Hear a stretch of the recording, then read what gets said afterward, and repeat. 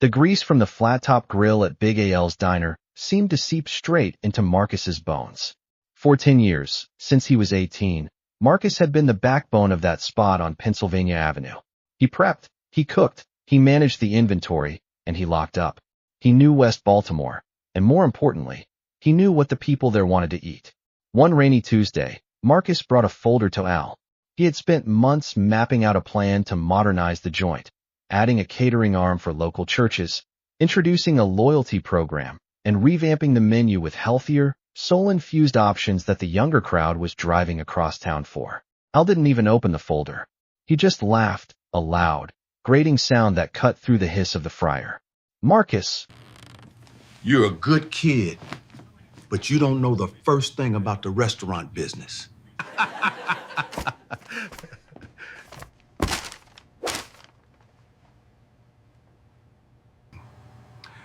People want cheap, greasy food.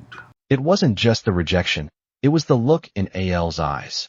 It was that familiar, condescending look that treated Marcus like he was invisible, like a decade of sweat equity meant absolutely nothing. Marcus didn't argue.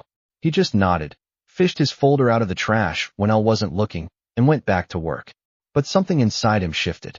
For the next 3 years, Marcus lived on a shoestring budget. Every dollar of overtime, every tip, and every side hustle went straight into a credit union savings account. He took free small business classes online late at night. While Al spent his afternoons watching TV in the back office, Marcus was studying supply chains, profit margins, and local real estate. The day Marcus walked out of Big Al's for the last time, Al didn't even offer a handshake. You'll be back. Positions like yours don't just grow on trees. Kitchen opened its doors just 4 blocks away. Marcus had secured a modest lease on a corner building that had been sitting vacant. He used the exact blueprint Al had thrown in the trash. The restaurant was bright, modern, and deeply rooted in the culture of West Baltimore. He offered elevated comfort food, locally sourced ingredients, and a vibe that made people want to stay. More importantly, Marcus treated his small staff like family, paying them a living wage and listening to their ideas. Word of mouth spread like wildfire. Within a year, the Avenue Kitchen had lines wrapping around the block. Local food bloggers raved about it, and the community embraced it as their own. Meanwhile, Al's refusal to adapt finally caught up with him.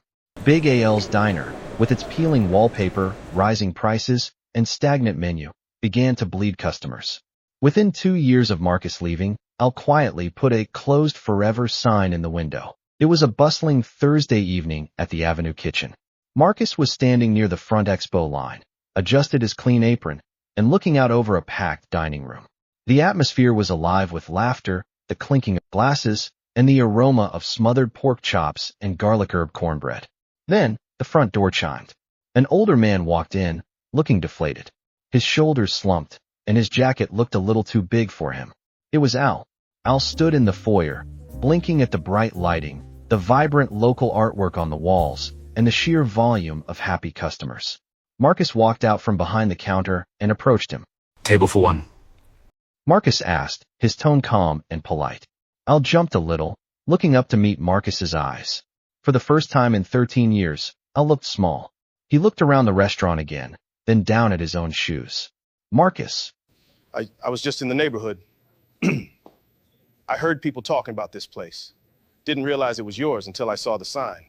It's been open a couple of years now, Marcus said evenly. It's beautiful, man. Really beautiful, Al said, his voice barely a whisper. He hesitated, a heavy silence hanging between them before he finally looked Marcus in the eye. Look, I wanted to say, I watched my place go under, and I kept thinking about that day you brought that folder. I was stubborn, and I was wrong. I treated you like you didn't know anything. Marcus looked at his old boss.